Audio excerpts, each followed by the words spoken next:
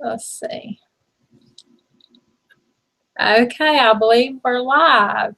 So welcome to Tamara's Closet today. I'm really honored today to have such a very special, talented, and highly acclaimed man, as well as a musician with me today. He's actually here with me live from Israel, and he is an Oriental rock guitarist, and he's blending Western rock with Eastern folk music. And he's actually the co-founder of a band called Orphaned Land, which he left actually in high school to focus on that band. He left high school at that time to focus on that band, and I'll let him talk about that later. He's also known for being the constant explorer of sound and musical boundaries, driving inspiration from different cultures around the world, which was what fascinated me. And he plays 17 different types of guitars and traditional instruments. And he shared the stage with really many great artists such as Metallica, Marty Friedman, Steven Wilson, Dave Lombardo, and Ron Bumblefoot Thal, and just many others. He's also received 4 Peace and Friendship Awards from various cities and governments around the world. And there's just so much more that I continue to learn and learn as I research him, so I could go on forever.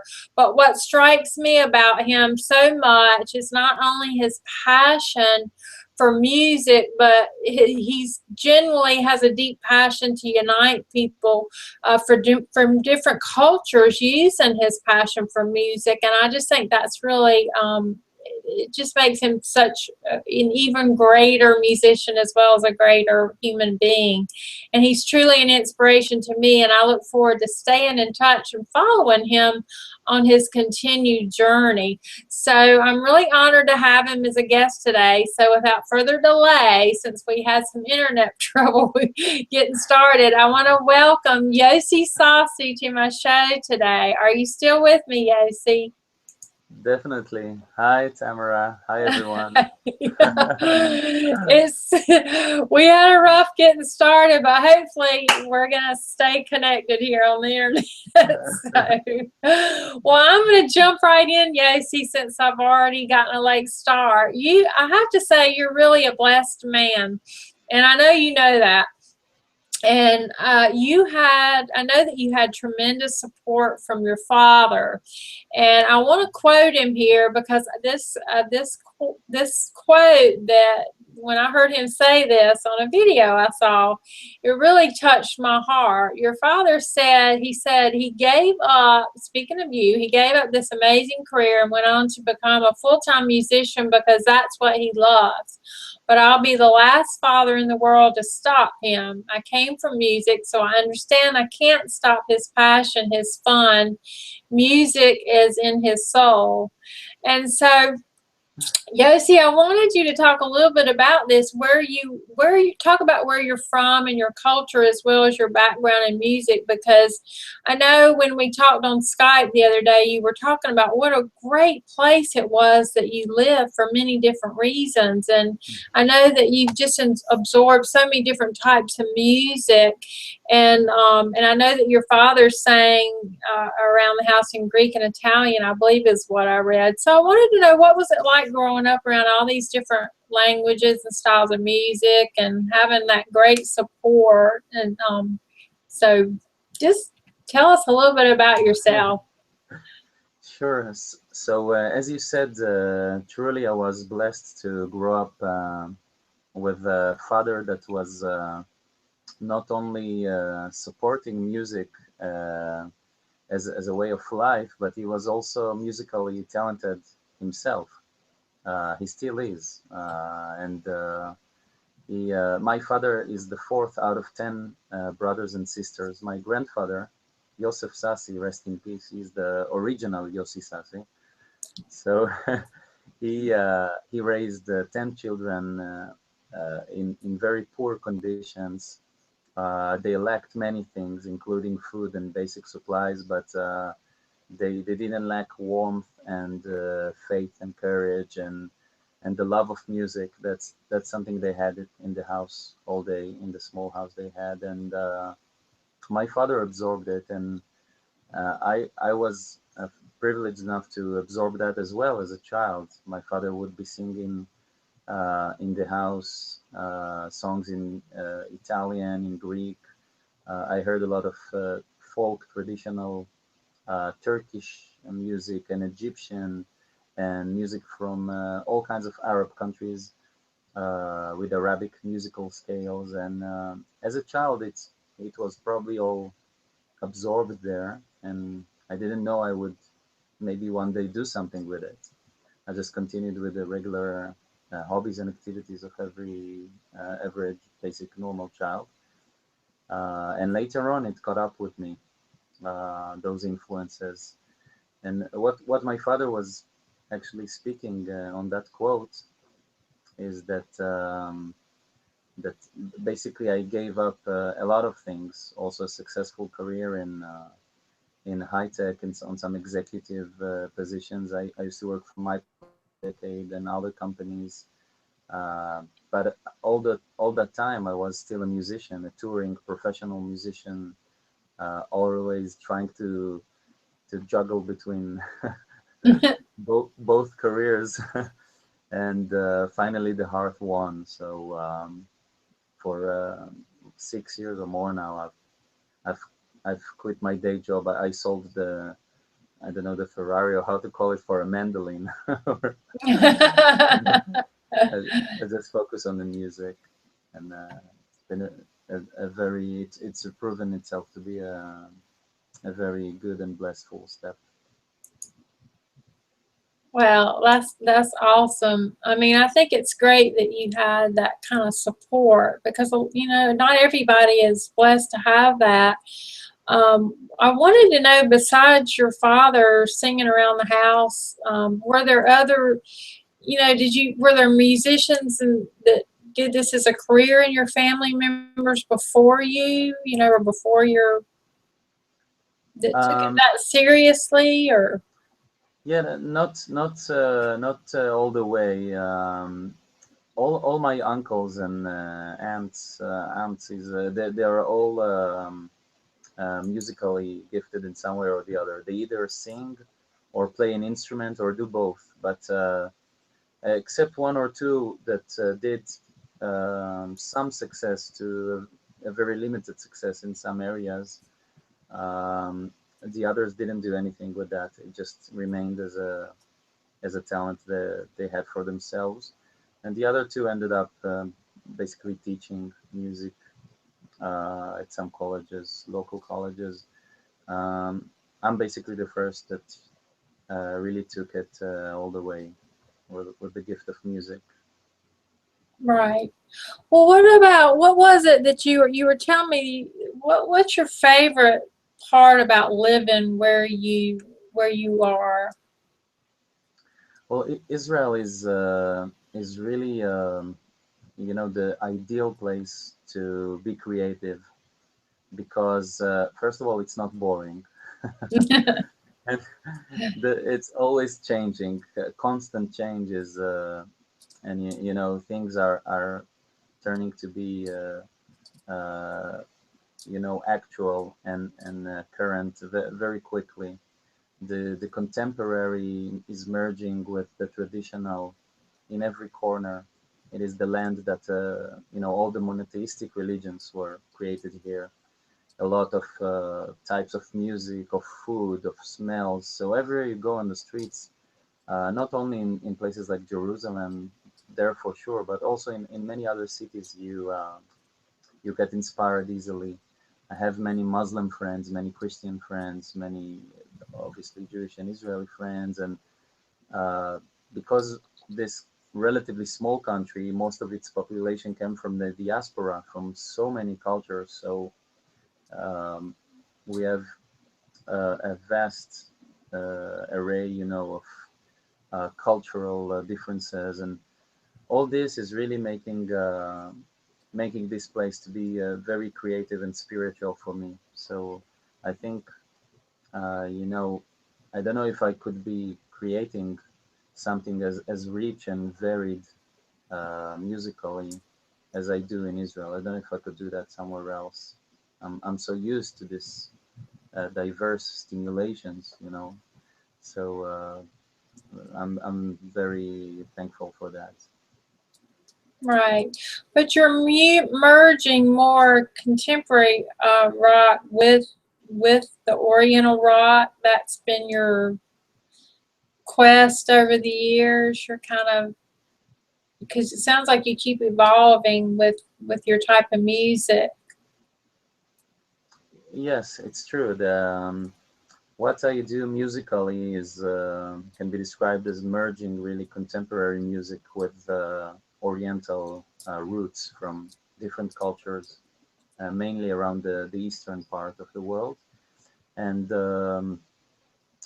Oriental rock would be like the more narrowed definition, but it's at the same time it's a lot of genres that I'm fusing from rock and blues and a bit jazzy parts, even sometimes metal even, and merging all that with a lot of rhythmic elements from North Africa and Egypt and Turkey and Greece, and rhythms coming from the Balkan, and even some music from Far East, you know, some Japanese and cultures like that. And the result is really this meeting point of East and West, the acoustic and the electric, and really captures Western music with a lot of Oriental flavors and vice versa. Some songs in my creations are Eastern Oriental songs with a Western flavor. So both those examples are existing there. Right. When you were growing up, though, because I know that you must have been really, really young when, like you were saying, when you got really interested, because I know you had already formed Orphaned Land in high school. So how young were you when your very first experience, or I guess when you realized you had a passion for music, that, I mean, it was something serious for you? Because I read also that you were mostly self-taught. Yeah, I actually the first instrument I played was the flute, and this was in early preliminary school. It was, I think, around age 7. I was 7 or 8, something like that. Um, and I was good at it, but it didn't trigger anything, you know, too significant. I continued to be, uh, you know, interested in a lot of other things, aviation and electronics, and then, you know, like every other boy. And then when I was 13, a bit after the age of 13, I came across a guitar, a nylon string guitar at my uncle's place, one of my father's brothers, and I managed to play some tune quite easily on that. I was just playing around with the instrument, and I really enjoyed it. And I think it was a matter of minutes that I just completely fell in love with guitar, with the timbre, with the flukes, with everything that encapsulates this instrument, because the guitar for me it's because it's such an imperfect instrument and has a lot of issues with intonation, and it's far less trivial than, you know, keyboards, for example, or many other instruments. um, I think that I felt I met my challenge to really be with the guitar as a companion. And from that moment on, it was like a before and after moment. You know, my life never looked the same. Basically, I knew, for better and for worse, I knew what I wanted to do on that evening. I wanted to play the guitar, and that's it. That was a life mission. And you were 13 then. Yeah, But now you played the piano as well. I play a lot of instruments, as in, you know, just for basically for fun and for production reasons. So I play the piano and I play drums and I play basically a lot of instruments, but I don't consider myself as a truly, you know, versatile or virtuoso player in any of them. Um, I'm more around the string instruments and guitar specifically. I play 17, basically 18. Another was added lately.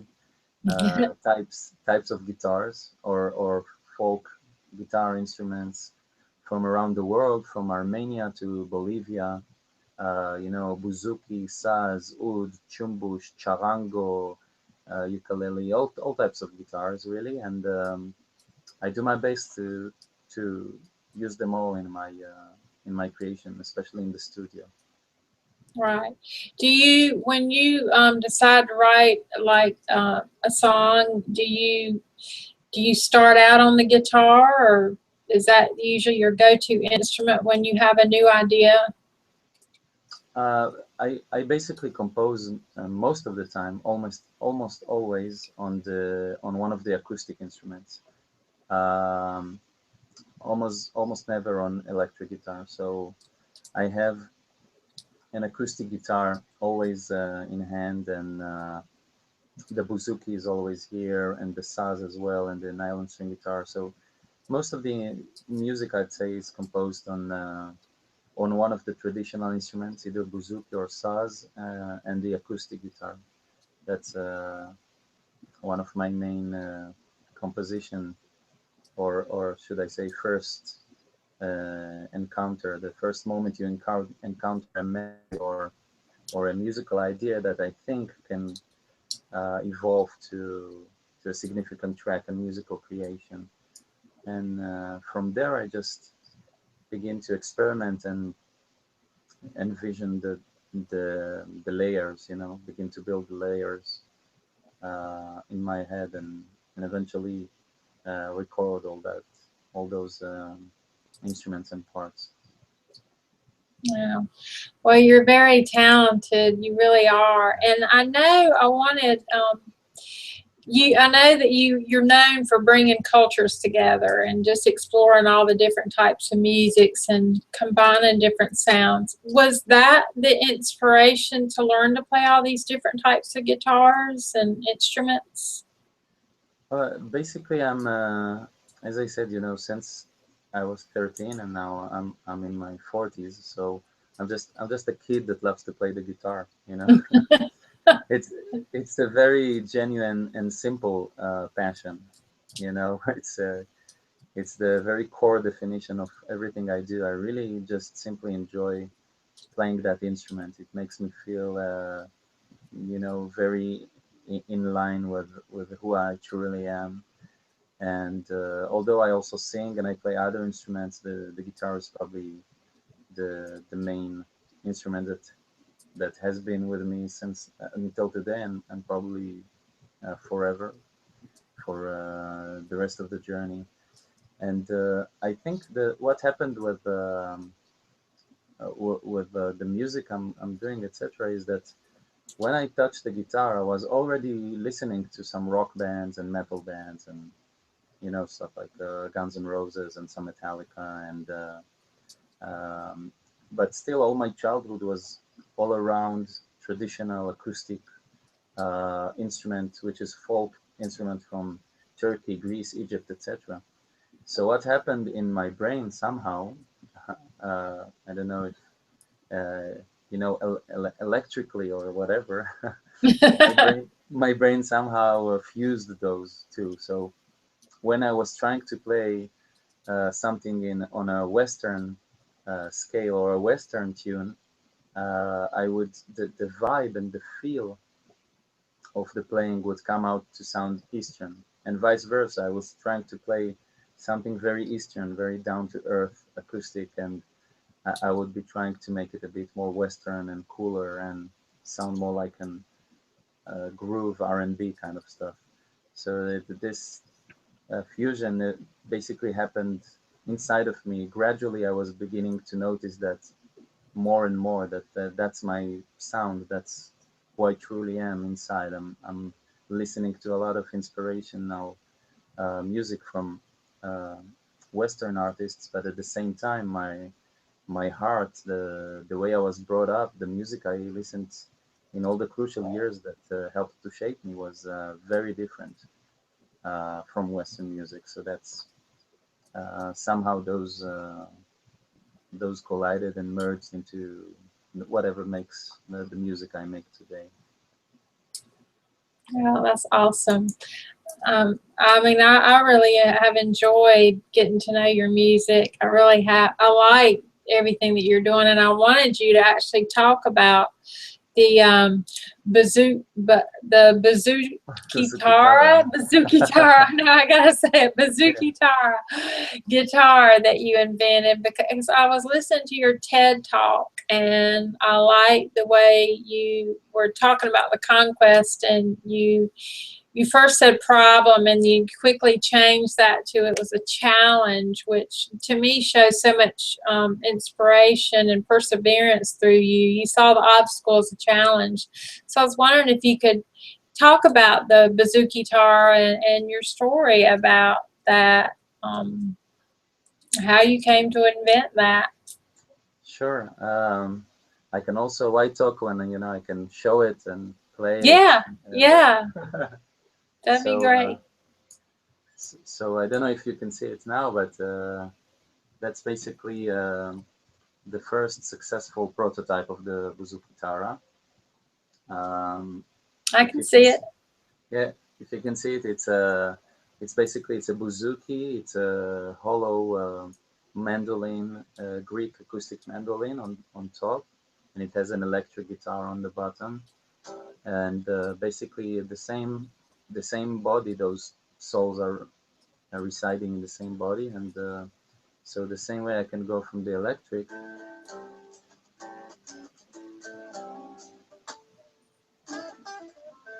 So I can go also for the bouzouki for.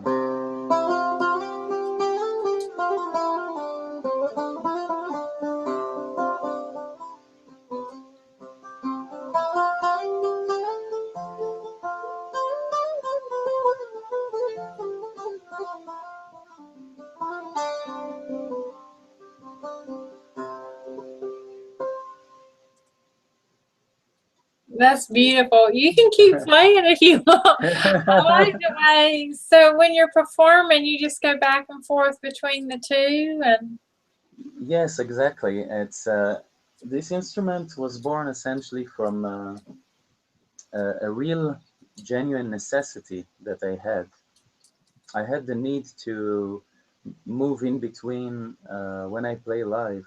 I had to move in between the bouzouki and the electric guitar and the acoustic guitar in the same song, the same track.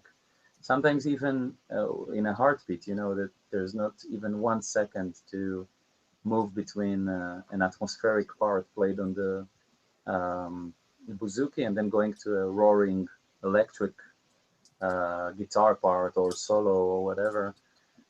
And in the studio, of course, it's very easy, but I wanted it to be as fluent and transparent in the live show. And I began to ask around, and I got to I got a couple of names, and I've met with them, and some very experienced guitar makers, and they told me it's not possible to merge those instruments in a very high quality way, that there will be far too complex compromises to make it sound good, because they said they compete on different on the shared resources. They compete on different use of them, because the bouzouki will want a big hollow body from very specific wood types and very specific shape of the building of the carving of the wood. And the electric guitar I'm using with humbuckers, essentially like a Gibson Les Paul, it will have to have a solid body, types of woods like mahogany, etc., that those guitars love. And essentially they will not work well. So I thought to myself, I should maybe go to someone else. As a dreamer that I am, I'm a big believer in dreams, and I find a lot of inspiration also in my kids, my children. I have 3 daughters, so they teach me new things every day, And the beauty about children is, they don't think if it can be done, if they don't go to experts. For children, basically every day is full of startups.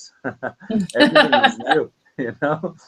Every day they invent, or they think they invented, like 30, 40 new things, because everything is new to them. And basically children are just like the Nike way.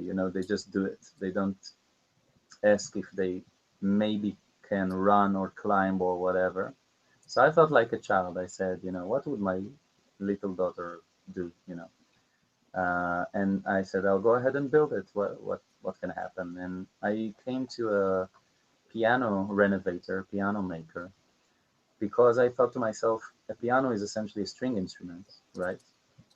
And he knows about wood, he knows about acoustics, he doesn't know about guitars, and that's great, because he doesn't have any paradigms to protect. And that's how we went on that journey. And it failed. It didn't work. Actually, the most horrible part about it was that everything the experienced guitar maker said that will happen, happened. So it was everything. It was true. It turns out experience does matter. You didn't fail. You just found hundreds of ways that it wouldn't work. That's what Thomas Yeah, Edison did. I believe it was Thomas Edison when he was doing the exactly. light bulb. Yeah. I heard a sentence somewhere. I think it was from Niels Bohr that won a Nobel Prize in physics or something like that. He said that it's better to not understand something than to understand something wrong. So Yeah. I knew I was not understanding why it's happening. The thing that happened next, almost immediately after a few moments of frustration, because I invested a lot of time and resources, money, etc., in it, was that I was like crazy. I began to understand why it's behaving like that, why it's feedbacking, why it sounds so bad. And I did a lot of modifications, over 80 different changes in the wood types, the angle of the necks. I changed the tuning forks, rebuilt the entire thing, and eventually that's how the first Bouzouki guitar, acoustic and electric in the same body, was born into the world. And essentially it comes to show sometimes, to tell you that you are going to fail and to actually fail is really 180 degrees.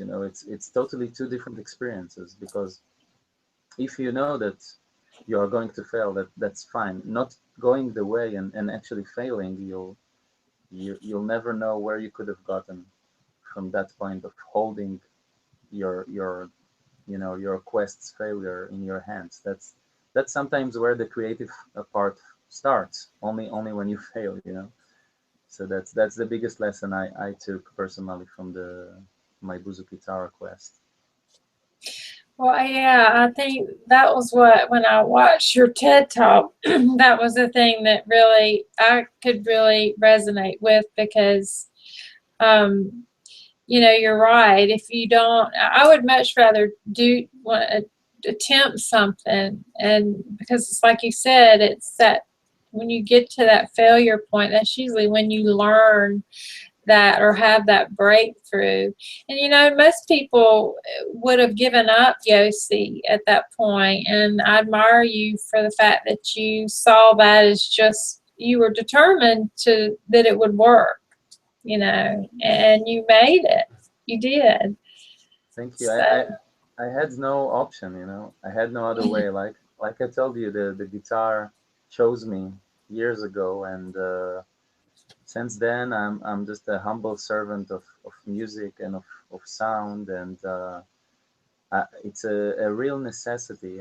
Sometimes I think people probably innovate well when they really deal with true necessities, with true needs, whether of themselves or other people. But they have to come to that place passionately and genuinely, and I think that goes to every field in life, from finding, cure to some illness and drugs and onto, you know, technological innovations. You have to really be there in that zone of a true necessity, not just as something nice to have. Yeah, it's your passion is so strong, and it's I mean, it's so obvious that you love what you do, and I just think that's so awesome. I think that's really great. So I admire you so much for that. And you know, you've shared the stage with so many great people too. And I had mentioned several of them: Marty Friedman and Bumblefoot and Dave Lombardo, Metallica. How did these opportunities come to you? I know because Marty Friedman, I know he quoted, he said, "You are an amazing musician." You know, how did all these opportunities come to you? Well, all of those people you mentioned are today they are really good friends and really amazingly talented musicians. Uh, each of them was a story by itself. Marty actually came to Israel, I think a bit over 4 or 5 years ago, was it? He came to a show in Israel, and the production said, you know, he has this habit of coming to a local guitar hero and joining him on stage to do some song or two. And he just came from Greece. He was doing that with Gus G, the guitarist of Ozzy Osbourne, who was also an acquaintance and a friend. And you know, we met. The production recommended me to Marty's management, and then we've met, and we did some interviews together in the local radio. We had a great time on the backstage, behind the scenes, and the show was really amazing. We had a very good musical bond, and since then we kept in good touch, and we've done. He played in both my solo albums, both on Melting Clocks and on Desert Butterflies, and we've toured together. We did a full European tour, and we've also played so much by now. You know, he's a great friend, and he has a lot of experience, and he's very inspirational in the way that he's really to do his music, his true art. He just follows his heart and music wherever he takes him. You know, now he's in Tokyo for over 10 years now, doing music in Japan, and but still keeps the core, you know, music he was doing in America as well, and this in the US. And Ron, for example, Ron Bumblefoot Thal we've met also in a different occasion when we've played live on the same festival, and I joined him on stage. He played with my band, and we played some songs of him, and he played some of our tracks. We immediately bonded musically, and he's also he's a very funny person, and he's hilarious, really. And Yeah, I'd like to interview him. Yeah. it is crazy. I love him very much. Very positive energy, and he's also an insane guitarist. Really, he plays guitar in some ways that I never experienced before, and so we connected very well, both as guitar lovers and musicians, and just as people. And since then, we've kept in touch. He played in the album, and actually, we're going to play live again in a couple of weeks on September 1st, back again here in Israel. And I'm very excited for that. And Yeah, I there've been saw you many, had many more. posted a video of you guys Yeah. playing. It was a spliced video or something. It was really cool. Yeah, we're rehearsing now, and it's a lot of fun, you know. Yeah. Basically, Ron's material is some quite a bit more American, like very special flavor of like American rock punk, and with a very special touch of his voice and guitar playing. and we do this. We do a mixed show, like a mutual show of songs from my repertoire and his repertoire, as well as some very interesting cover songs. So yeah, it sounds really great. I'm really looking forward to that. Yeah, that's exciting. I think that's gonna be, I wish I could be there. I do. Maybe one day that's an idea, maybe to do it in the States one day. Yeah, that was gonna ask you, do you see yourself coming to the States anytime? Hopefully, yeah, sure. I would love to. I've toured the U.S. With my group back then with Orphaned Land, Yeah. uh, both on 2010 and 2011 and 2011, and it was really it was a challenging journey because touring the States, coast to coast, like 40, 50 days, God. wasn't too easy, but we've met some great people, on the way, and I enjoyed it very much. So hopefully, with my group, with my solo band, um, hopefully it will happen too. Yeah, I should discuss Ron about that when he's here soon. Yeah, that would be awesome. Now, I know you were awarded 4 Peace and Friendship Awards, I know, from various cities and governments. And I think that was with Orphaned Land. And I wanted to know a little bit more about that because I read that during one of your tours in Turkey, you were asked to clear half a day for a trip to the University of Istanbul, and when you arrived, you were greeted by like a hallway of clapping students cheering you on, and I know that you were up against some pretty. You had to go through quite a process. There was a lot of people not nominated. You were up against like politicians and artists and actors, Yeah. and yet you were chosen. Tell me about that, because I think that's pretty amazing. Yeah, basically, I co-founded and led a lot of the aspects in Orphaned Land still last year, and Orphaned Land was my high school band, my childhood dream that really became a reality with a lot of hard work and passion and sacrifices, and it's been an amazing journey.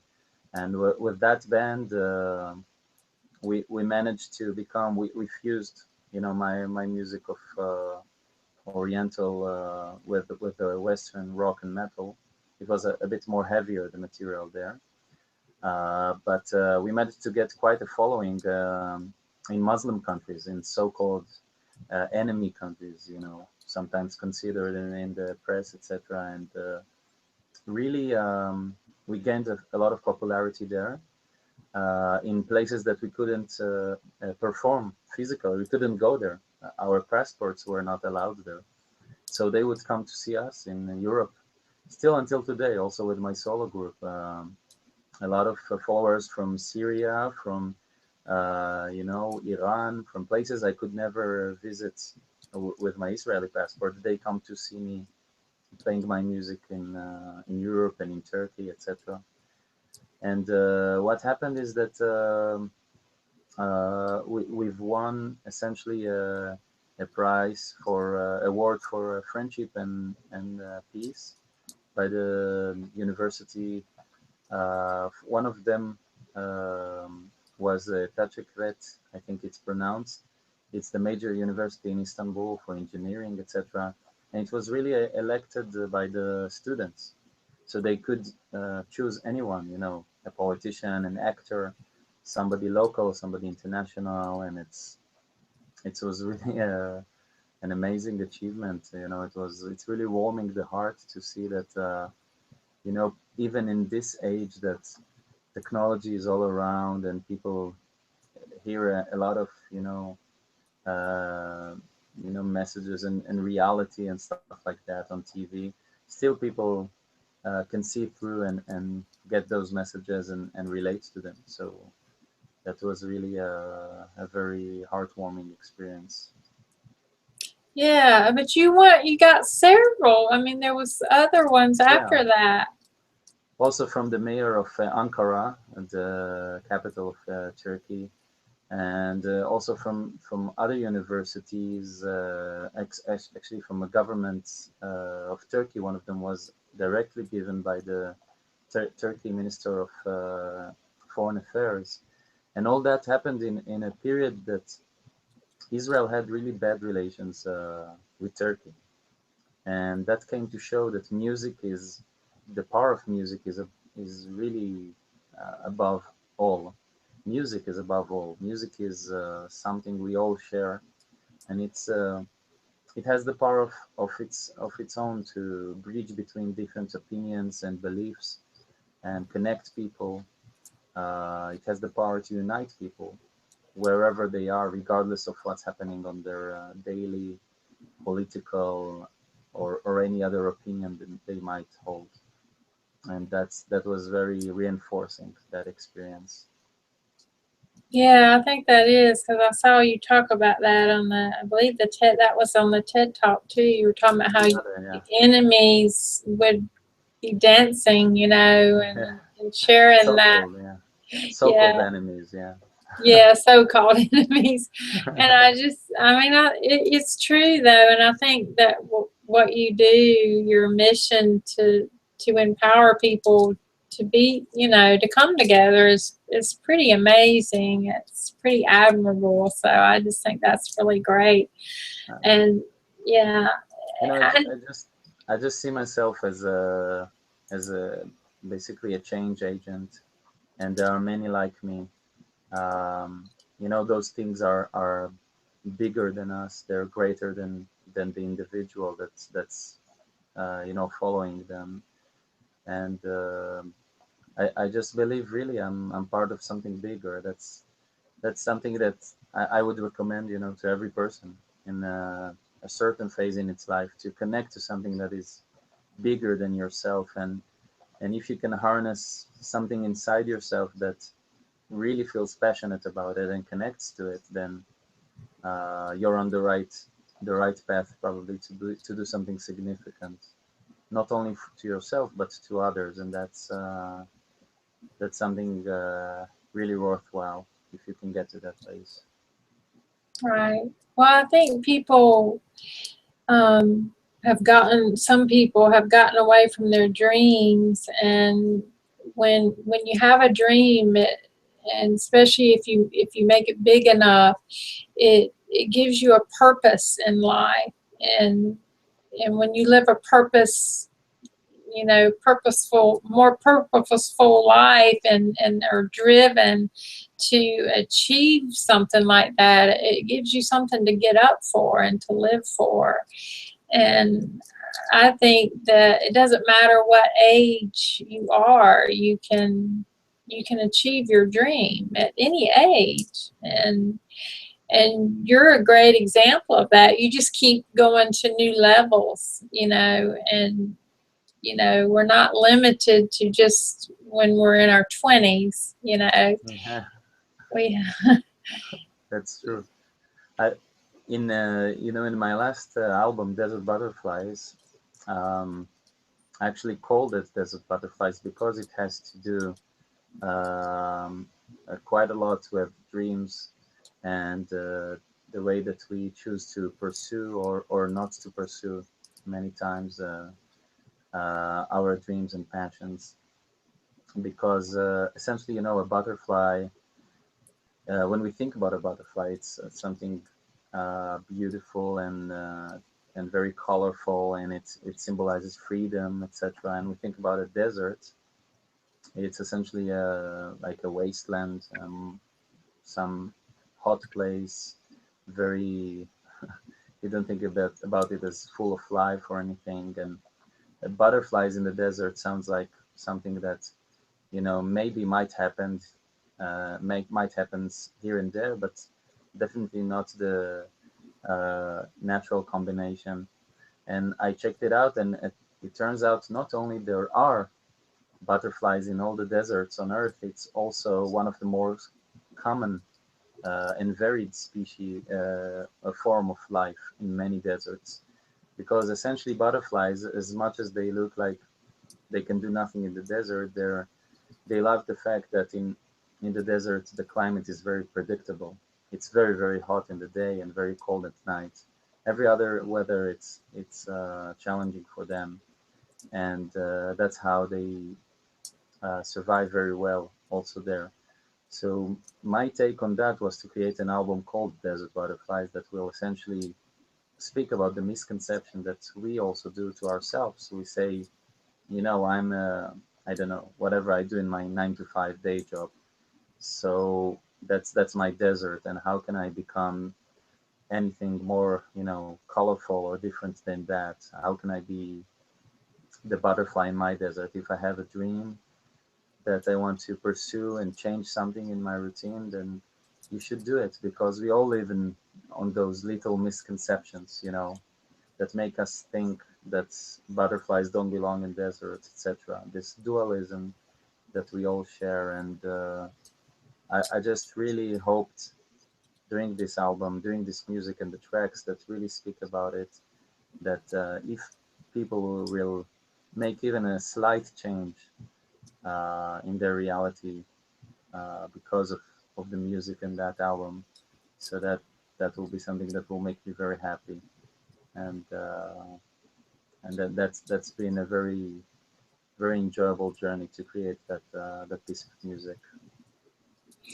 Well, I like your story about the butterflies, and I know I had seen where you were talking about. You said you were taking your Oriental rock to the next level, and I had read that you said you were confident about fusing the elements, as you had been doing for several decades, 3 decades now, I guess. And I wanted to quote you here, because since you were talking about desert butterflies, you said it's when the inspiration comes down to the world and then goes through this coil, this body and the soul comes out into the world and into the track. And then you said the only thing you can count on in a project is you'll have surprises.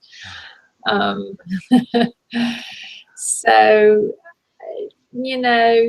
tell me a little bit more about the Butterflies in the Desert, the album. And in fact, I just ordered one of your albums, and I was supposed to have that one in the shopping cart too, and I don't know what I did. I got so excited when I saw the free T-shirt, I forgot to put the Butterflies in the Desert in the shopping cart. So I was really bummed out. So That's no worries. Maybe next time, or yeah, I have to order again. it's So yeah. Desert Butterflies was essentially a production. That's my last release, and my last official release, and it's been recorded in 4 countries, on 3 continents, basically, in Japan, in Israel, here in the Middle East, in Europe, in Norway, in Italy, and in the States. And it's been a very challenging production work, but that's the way I love to, to dream, to envision something big, then believe in it, and then act on it. That's basically the stages. I first see the result in my mind. I hear all the music perfectly layered. I see the guest musicians. I see what they'll do in different countries. Um, I see all the hard work ahead, and I don't look at it as hard, essentially, but as when I mean hard the good way, meaning it's a very appreciated and resourceful, uh, experience, because it doesn't come easy. And essentially, when you think about it, most of the things that you really value, or you are proud that you achieved in your life, that they were hard to achieve, right? Things you've overcome, big obstacles and challenges, never sort out that easy. Maybe a college degree you did, or a job you got. It was always a process on the way. So that's why I love to envision the entire process in my head, and then take it down to reality, And reality is with humans, it's full of flaws. We are imperfect creatures. that's Yeah. that's the that's the beauty of the journey. If we were all perfect, maybe it will be far more boring and less creative.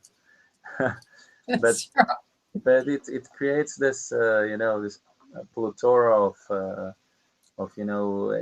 variations and changes, and trying to adjust the imagination, because in my head, in the mind, and then I try to get it to the physical world and to other people, and then uh, begins all this those adjustments, and the final result is really something that meets the spiritual world.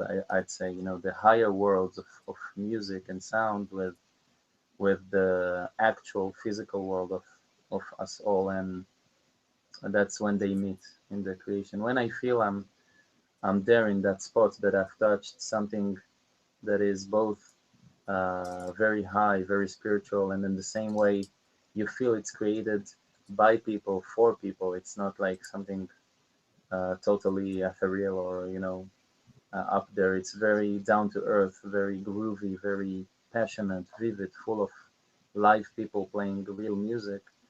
That's when I know I got the right result, the right music. Right. You must be. Would you say where did you get this? Did you take after more of your father or your mother more, or I think I had the privilege to take the best of both. best of both? That's a good answer. Yes, that my parents are very different in their temperament. Their default uh, vibe and core energies. My father is very outgoing, very musical, very carpe diem. He really seizes the day. He's very joyful, and I got a lot of the optimism and full half of the cup vision on life from him.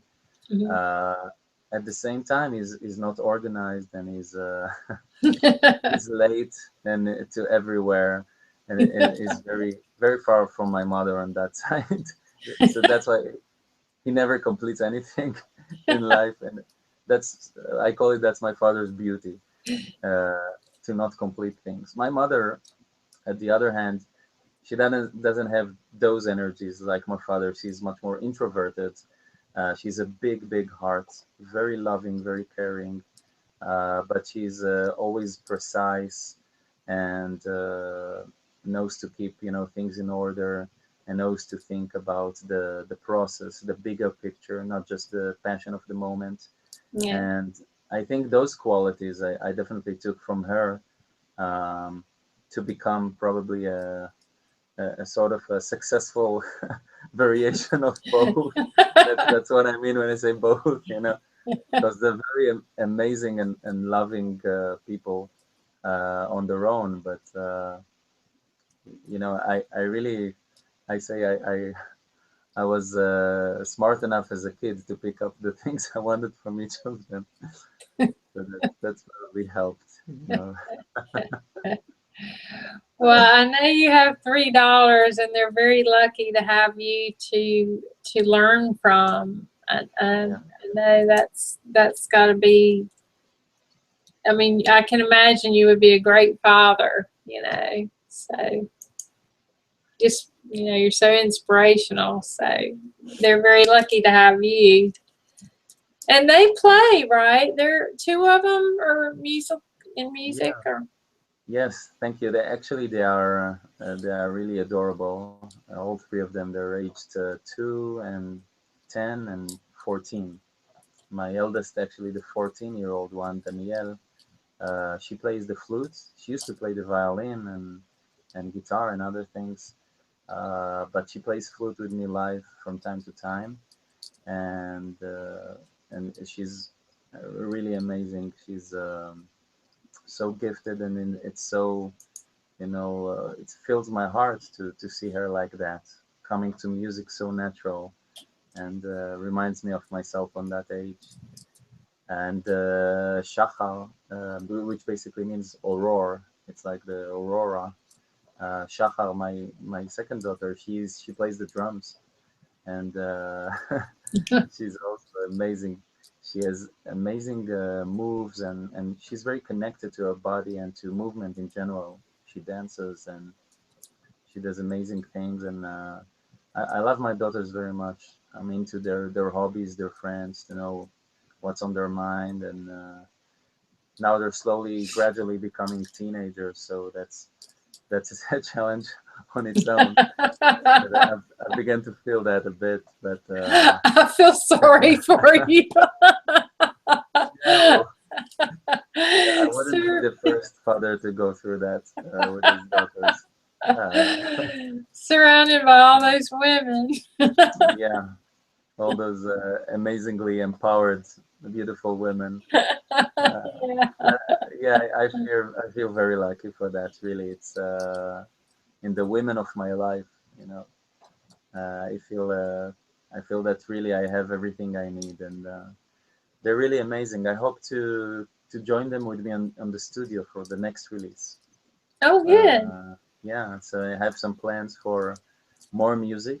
Of course, I never rest creatively, so uh, yeah, I produce other artists as well around the world. But in early 2016, I will take some time to record an album I'm composing now, working on it. My next solo release, and with my solo band. And Good. yeah, that will be already. I really enjoy the stuff that's coming out, the materials I've gathered so far. So I think it will be something worth waiting for, really.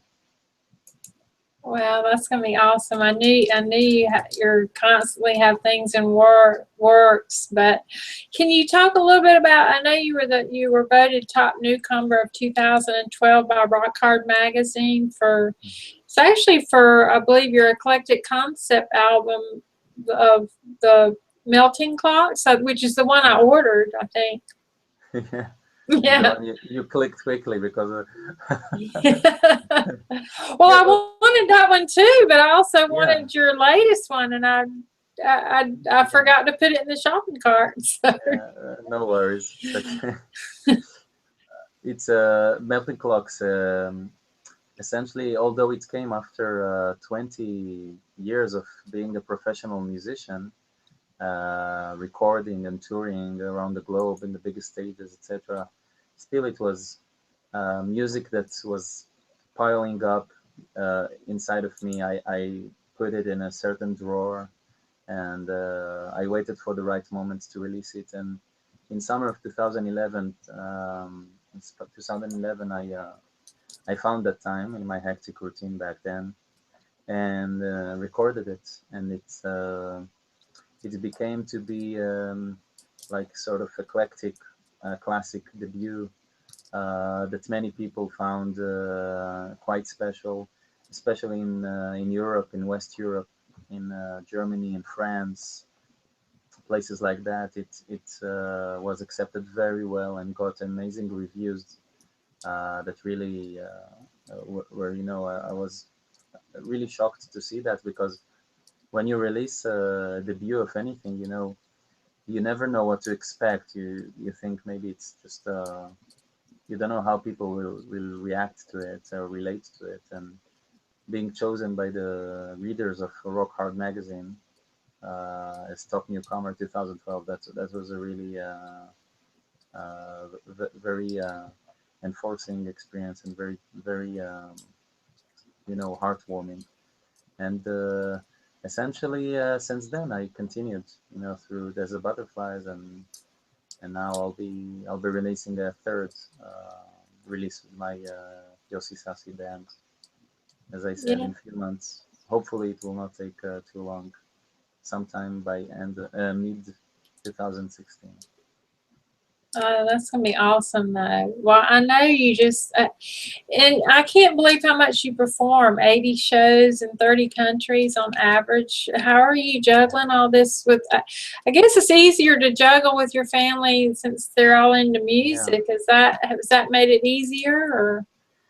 Well, You know, it's the only thing in life as a musician that I find is a real challenge that I had to face and accept, is that when you tour and you perform a lot outside of your country, you essentially get far from home. You don't see your family as much, and but that's what I do as a musician.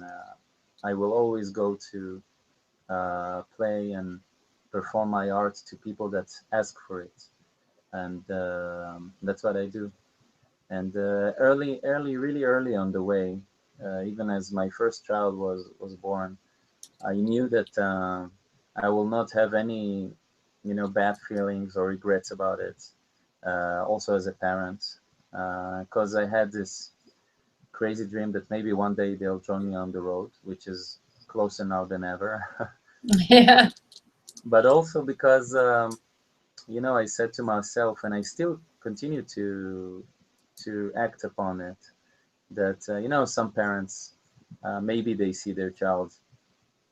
can see their child every day, when they come back, but they live in jobs that are not fulfilling them. They're not aligned with their real potential, their real talents. They don't do anything with that. And my daughters, maybe they see me less in some years, some more. It depends if it's a more like a touring year with a new album or not.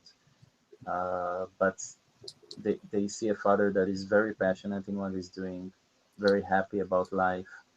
And eventually, children pick up what we do and not what we say, who we are and not who we claim we are. So Right.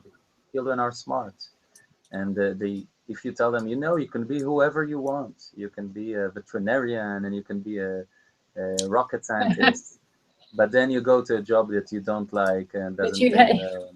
that you hate. So what do you think your child will come out as a veterinarian and rocket scientist? They probably end up, just caring for the daily routine and compromising. So I think I don't think I know, because my eldest, my two older daughters tell me that they have their way to say that they are empowered to do whatever they want in life, uh, in their own words. So I think that's a very huge thing to know, from now as a father, that I make my daughters feel that. And I think that's a skill they can never learn in any school and in any, from anything I tell them. That's something you have to show them. You show your child.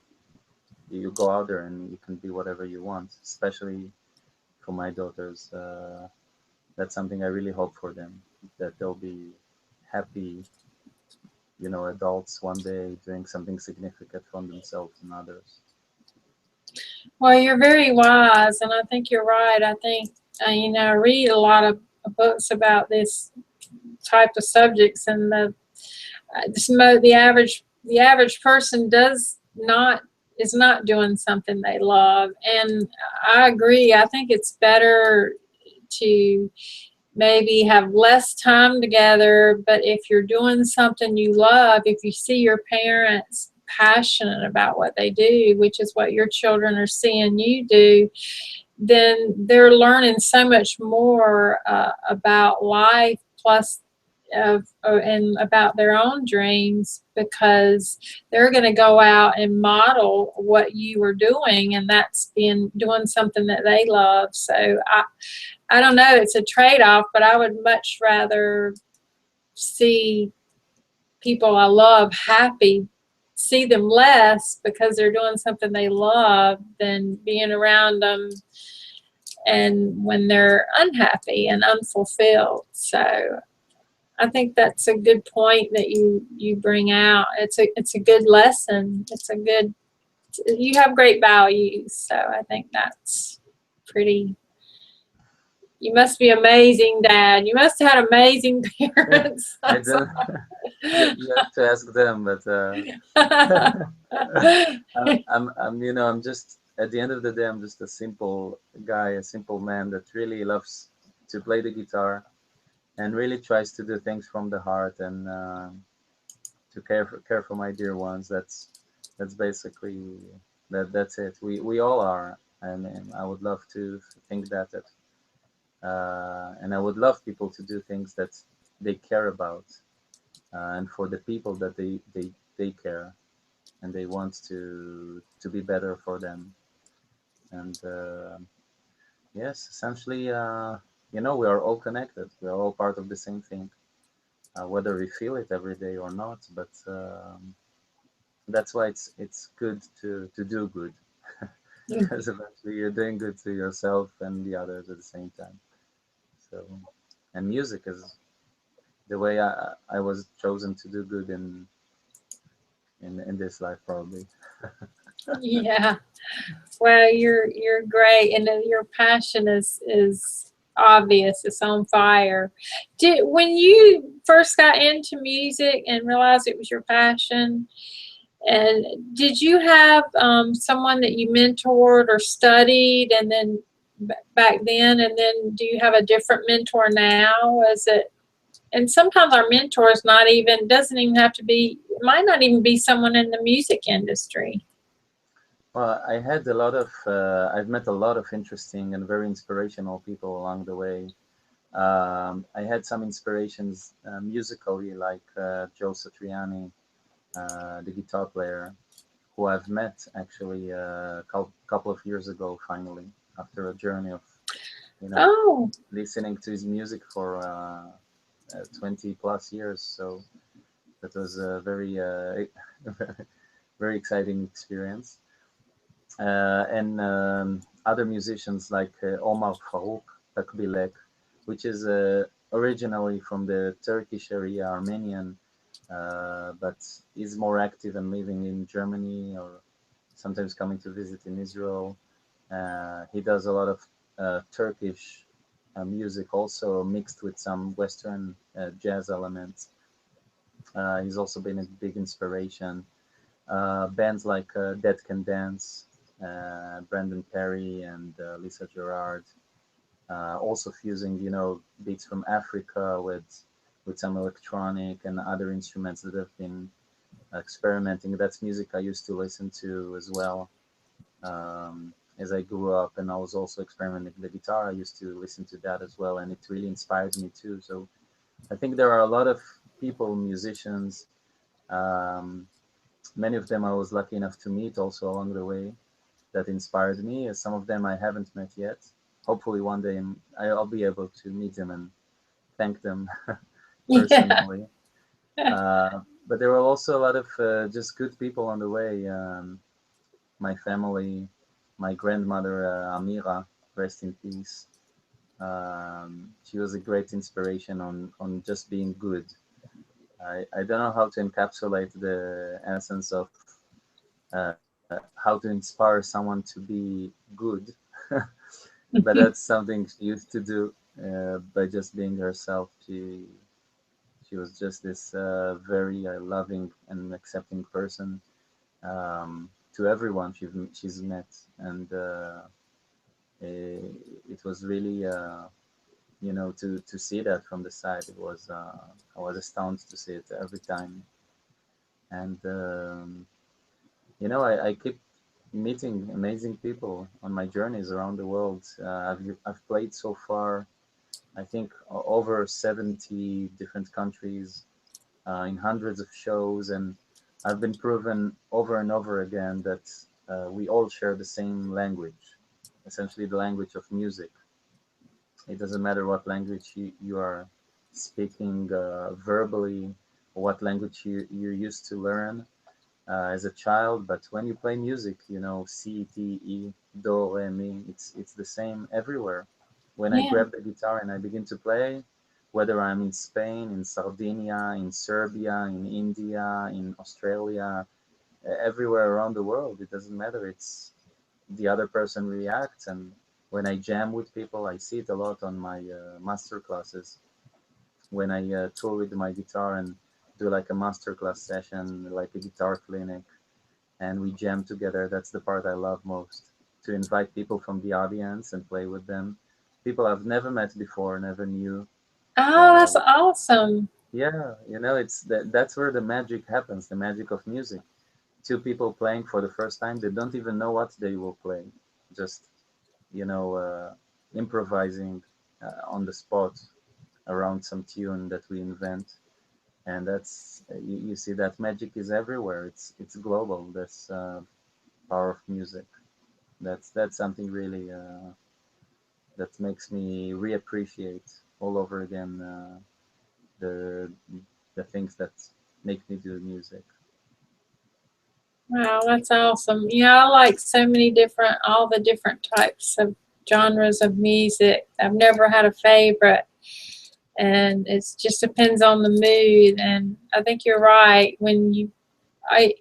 If you've got a room full of people and you just put some music on, it changes the whole spirit of the room. You know, the whole mood. So it does bring people together. And I know you're very spiritual, and I saw you said music is the best resolver, and I really like that quote. That Yeah. I really like what you said about that. I think it was an interview that you had. I can't remember who the interview was with. It was an article in a blog or something. And you said music. You also mentioned that music was a necessity for survival, which you touched on a little bit. And then I think dreams are a necessity for survival too, or to, like, you know, to give us purpose and meaning.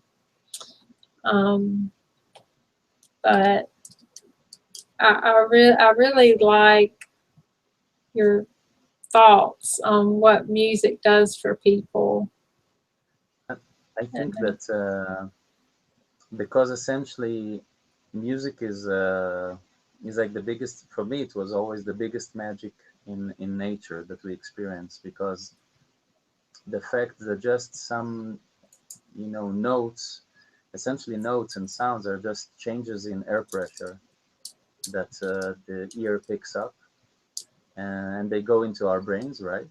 And then they are translated to the auditory place in the cortex. That's how we feel the sound. And it's amazing to see that each and every one of us, no matter where you are born, where you live on earth, essentially there will always be those 2 3 notes, even just few seconds of a song that will make you cry, or a few seconds of another song that will make you go burst in happiness, you know, every time you hear it. Doesn't matter what your inner state or mental mood is. And this doesn't happen with anything else on earth, you know. There's nothing else that makes you do that. That's part of this magic of music that I call it. It's this unique connection between mind, soul, and the musical notes. That's why for me, I think music really is the best resolver, and the power that can unite people even through you know, harsh disagreements, and having differences in a lot of things, you know, opinions, beliefs, every etc. Because the love for and the need for music is, I think it's the other thing that we have after, you know, food, basically. You see, if you look at people everywhere around the world, after something that they eat, they look for food. The other thing that they'll eventually want to consume is to hear some sounds, you know, and to consume some music, no matter what culture you visit around the world. That's the other thing they'll try to go for after they've fulfilled their basic needs of food. So that's why I think, other than being a chef, which I'm not gifted at all. You're not a cook, okay? No. Although Mary, you know, my wife, she thinks that I can be a very good cook if I just, you know, wanted to, or if I would invest She'd time like in. for you to. She really tries to encourage me to go down that path, but uh, there are only a few more spare minutes in the average day if you But have an Yossi, additional hour. women think men who cook are sexy. Maybe it's something you should learn to do. For You now, can sing while yeah, you cook. Men that also play are quite okay, and I think we'll compromise for that at the moment.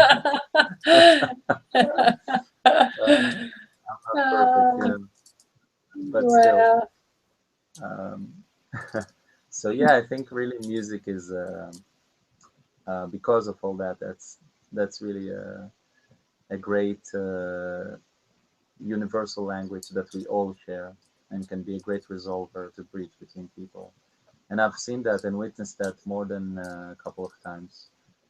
And I'll continue to do so. Continue to listen to music and create music, and always to go to the next big thing, the next big authentic piece of music that is out there. Um, because that's, for me, that's the main part of the quest. To always aspire to something a bit different than you used to do, and to evolve personally as well. yeah.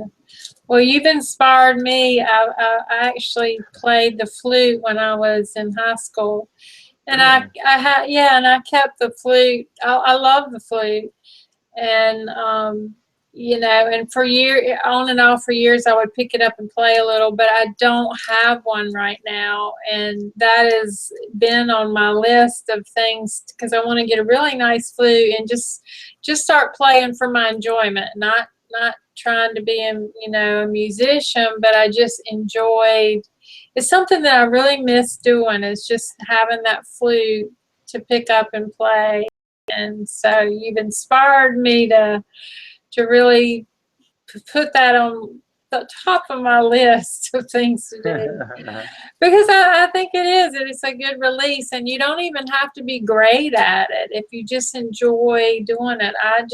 I used to enjoy, just if I was listening to the radio or a CD, just picking up my flute and trying to play along with something, and just for fun when I was by myself. But and it always made me feel good, and I haven't done it in years. So yeah, so Yeah.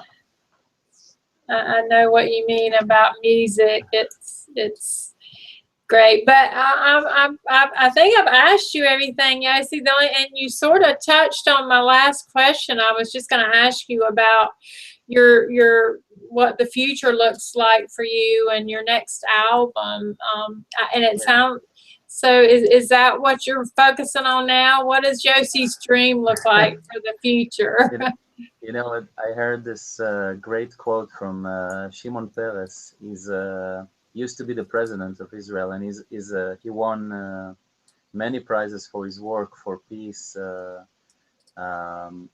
between people and countries. And he used to say that what the definition of old is to have more accomplishments than dreams, and the definition of young is to have more dreams than accomplishments, and he always kept to have more dreams than accomplishments. And it's true, sometimes you see a 30-year-old and he has it all. He thinks he's got everything he ever wanted to accomplish, and so he gets a bit older inside, maybe. That's why I keep my dreams in high maintenance, always to, when I achieve one, go for the other. And so I have a lot of dreams and a lot of plans for the next foreseeable years. I've begun to work first time on music for a Hollywood movie, which is very exciting. It's the first time for me to do something like that. It's a big project. Yeah, it just began now. I'm working on the script and doing the theme music, the main songs for the sceneries, and it will only be out maybe 2017 sometime. Wow, But that's it's yeah, exciting. yeah, it is. It's very exciting. It's totally new for me, so I'm learning as I go, and I'm producing some artists now in Africa, in Mozambique, and also on Czech Republic, which I'm going to there to record in sometime in early 2016. And I have the new album that will be released sometime by mid 2016. My third solo release, which is something I really work hard on these days. and beginning to gather the concepts, the different pieces in the puzzle, and the lyrics, the main ideas. And I do just so many different things that Yeah. I just feel very fulfilled, you know. And on top of everything, it's now summer holidays, so you know the girls are here. So either I'm with them at the sea, or you know they're with me in the studio. Yeah. So it's just I really hope for myself and for others, you know, that we'll just continue to see good days coming, and just continue to follow our dreams and do the best with them. That's awesome. You sound like me. You've got lots of dreams. Now, will you write the screenplay of this movie, or are No, you just the music. just the There is a music? Okay. Yeah, there Okay. is a director and a writer, and Okay. you know, really a full cast and everything. I'll just do the humble part of the music. Yeah. Um, I have some good ideas for the theme song, though. It's gonna be really something really extraordinary. So I really hope it works out well. It's uh, just feels great to do things and new things, you know, in Hmm. something that you already know, like music and composition and production, just for something totally different, like a movie, because it demands a total different way of synchronization and looking into the process of what you actually have to deliver, and that's something that keeps you not bored. You know, not that I ever get bored from music, but it's something suddenly, you know, that's very not ordinary. You know, to compose for something for a very specific uh, feeling, very specific mood, such as a film, an static image. So you have to really convey specific emotions to a scene. That's something I'm really looking forward to experience. I see. I think that'll be fun whenever I watch a movie and I'm listening to the way the music changes according to what's happening in the movie. I always thought that would be fun to be the one that put the music to the scenes. I think that would be exciting. So Yeah, that's an awesome dream that's coming to a reality for you. So that's awesome. That really is. So you got big plans for the future. So you're somebody that's I've got to continue to follow and have back on the show because I have such a strong admiration for what you're doing, Yossi, and it's been an honor to have you here today. It really has. So you're welcome. you you are a true inspiration. So, and I want people to know how to find you. You can find Yossi too on, it's just yossisassi.com.